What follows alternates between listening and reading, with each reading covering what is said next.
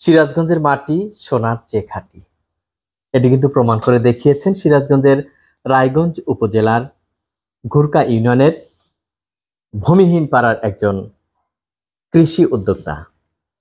মাত্র 21 বছর বয়সে তিনি পেয়েছেন সফলতা। নার্সারি করার পাশাপাশি তিনি বিভিন্ন ধরনের ফলদ বৃক্ষ রোপণ করে এক দৃষ্টান্ত করেছেন।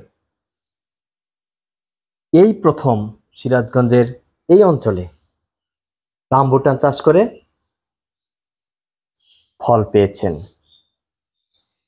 কৃষি উদ্যোক্তা ফেরদৌস। কথা বলবো তার সাথে। আসসালামু আলাইকুম। ওয়ালাইকুম আসসালাম। ভাইজান কেমন আছেন? আলহামদুলিল্লাহ ভাইজান, আপনি ভালো আছেন? জি আলহামদুলিল্লাহ ভালো আছি। আমরা জানতে পেরেছি মাত্র 21 বছর বয়সে আপনি পেয়েছেন সাফল্যের চাবিকাঠি। তারই কিন্তু একটি দৃষ্টান্ত আপনি রামবুটান চাষ করে পেয়েছেন। জি, আমরা একটু জানবো এই বিষয়ে আপনার কাছে বিস্তারিত। গাছটি কবে রোপণ করেছিলেন? গাছটি 2 বছর আগে মালয়েশিয়া থেকে সংগ্রহ করা। আর ফল ধরেছে কবে নাগাদ? ফল ধরেছে এপ্রিল মাসে। 1.5 বছর বয়সী গাছ। 1.5 বছর বয়সে ফল এসেছে না? জি, কি পরিমাণ ফল এসেছে? প্রায় 40 কেজির মতো একটা গাছে। বাড়ির মধ্যে একটা গাছই রোপণ জি, করেছেন? একটা গাছই রোপণ করেছি। আচ্ছা, আর আপনার নার্সারিতে বেশ কিছু চারা বিক্রয়ের জন্য গাছ আছে। দেখছেন চারাগুলো কি মানে কিভাবে বিক্রি করছেন? চারাগুলো কলমের চারা, 4 ফিট 4.5 ফিট হাইট। আগামী বছর ফল আসার সম্ভাবনা। এরকম চারা 4,000 টাকা।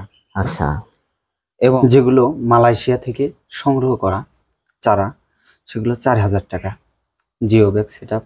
এগুলো ছাদ বাগানেও লাগাতে পারবেন এবং মাঠ বাগান অথবা বাড়ির আঙ্গিনায় রোপণ করতে পারবেন।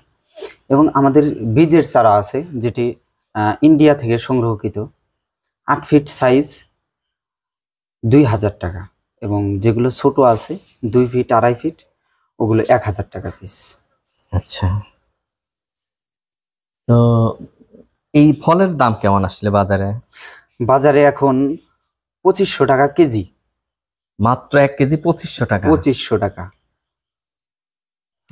এই প্রথম রামবুটান চাষ করেছেন না? জি, আপনার জানা মতে এই অঞ্চলে এই সিরাজগঞ্জ জেলায় নেই। 1.5 বছর বয়সী গাছ 40 কেজি ফল আসছে।